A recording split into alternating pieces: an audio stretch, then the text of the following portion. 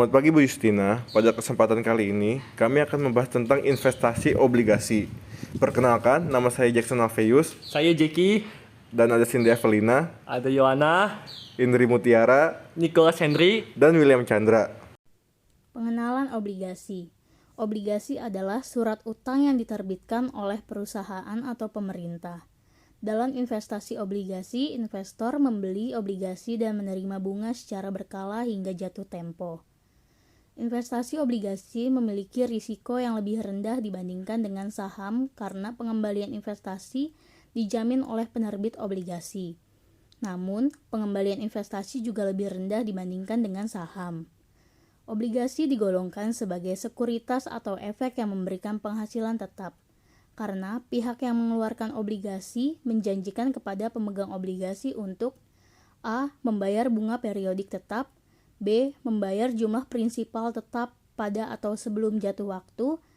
Jumlah prinsipal obligasi disebut nilai par, menunjukkan jumlah modal yang harus dibayar kembali pada jatuh waktu. Jika harga dari obligasi berbeda dengan nilai pokoknya atau face amount, maka dalam pembelian obligasi itu terdapat diskon atau premium.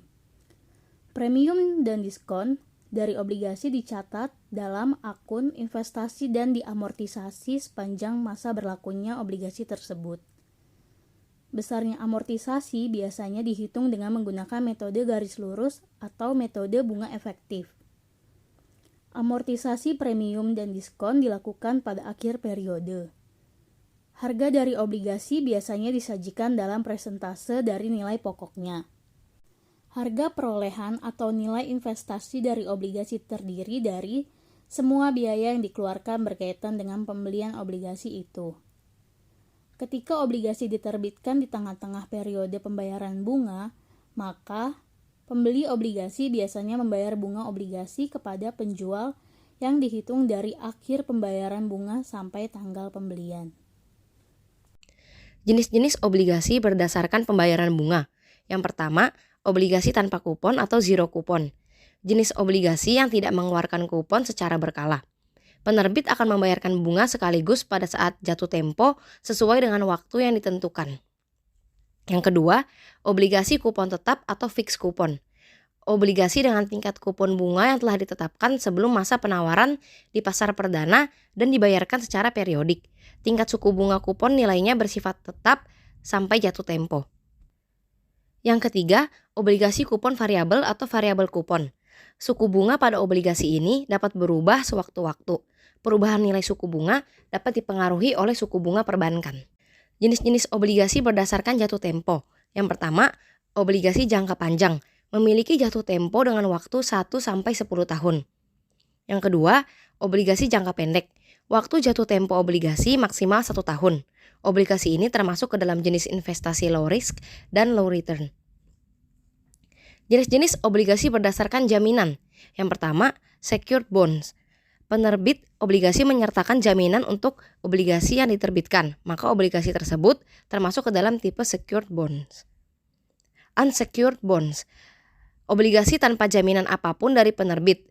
Investor hanya mengenalkan kesepakatan dengan penerbit. Selain itu, ada juga obligasi konversi yang dapat ditukar dengan saham pada saat tertentu, dan obligasi indeks yang pengembaliannya tergantung pada kinerja indeks saham tertentu.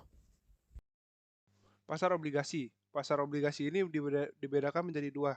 Yang pertama ada pasar primer dan pasar sekunder. Pasar primer ini tempat diperdagangkannya obligasi saat mulai diterbitkan. Jadi dia pasar diterbitkannya obligasi ini langsung diperdagangkan. Salah satu cara transaksi pasar primer yang ditetapkan oleh pasar modal adalah obligasi ini harus dicatatkan di bursa efek untuk dapat ditawarkan kepada masyarakat. Dalam hal ini, obligasi yang dicatatkan bursa efek itu adalah Bursa Efek Indonesia. Yang kedua, pasar sekunder. Pasar sekunder ini tempat diperdagangkannya kembali obligasi setelah diterbitkan dan tercatat di BEI atau Bursa Efek Indonesia. Jadi setelah pasar primer ini, jadi bedanya dengan pasar primer, kok pasar primer tadi dia itu pasar diterbitkan langsung diperdagangkan. Namun kalau pasar sekunder ini dia udah diterbitkan terus udah diperdagangkan kemudian diperdagangkan kembali. Nah, investor dapat kembali menjual obligasi di pasar sekunder. Berikut adalah beberapa keuntungan investasi obligasi. Yang pertama, investasi lebih aman. Karena transaksi pembayaran obligasi telah dijamin oleh Undang-Undang Nomor 24 Tahun 2002. Sehingga investasi obligasi menjadi lebih terjamin, terutama jika investasi pada obligasi yang dikeluarkan oleh negara. Yang kedua, menerima keuntungan berupa bunga atau kupon. Kupon yang didapatkan nilainya dapat lebih tinggi dibandingkan dengan bunga deposito. Semakin panjang jangka waktu obligasi, maka semakin tinggi nilai kupon yang didapatkan. Yang ketiga, investasi obligasi juga memberikan diversifikasi portofolio, yaitu membagi risiko investasi dengan menempatkan dana pada berbagai jenis instrumen keuangan seperti saham dan reksadana. Yang keempat, ada fasilitas perpajakan dari jenis obligasi tertentu. Selanjutnya ada risiko investasi obligasi.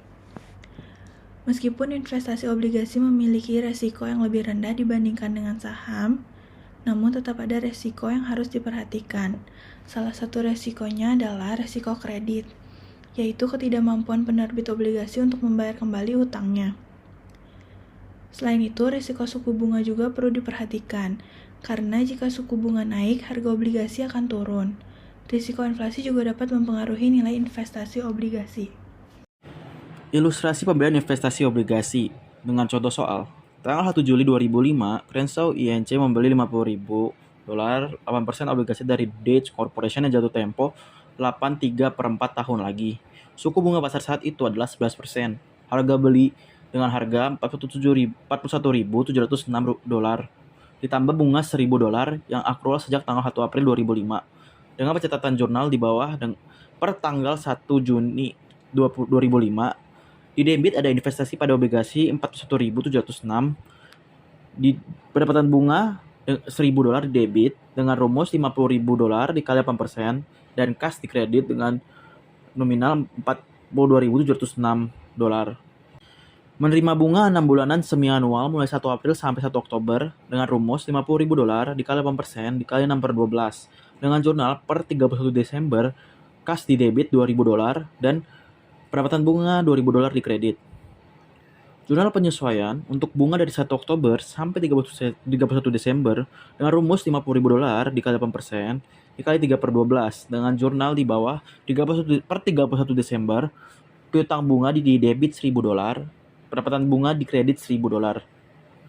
Untuk amortisasi diskon obligasi, jurnal penyesuaian untuk amortisasi diskon dari 1 Juli sampai 31 Desember dengan rumus $50.000 dikurang $41.706 per 105 dikali 6 bulan.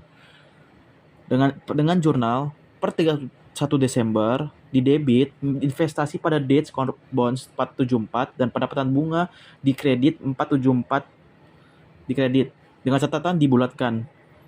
Dan di bawah ini adalah tabel amortisasinya. Sekian dan terima kasih. Kesimpulan yang dapat kita ambil dari materi ini adalah investasi obligasi adalah instrumen investasi yang menawarkan pengembalian investasi yang stabil dan bunga yang dibayarkan secara berkala. Namun, ada risiko yang diperhatikan seperti risiko kredit, suku bunga, dan inflasi. Dalam memilih obligasi, investor sebaiknya memperhatikan jatuh tempo, rating kredit penerbit obligasi, dan mempertimbangkan diversifikasi portofolio untuk meminimalisir risiko investasi.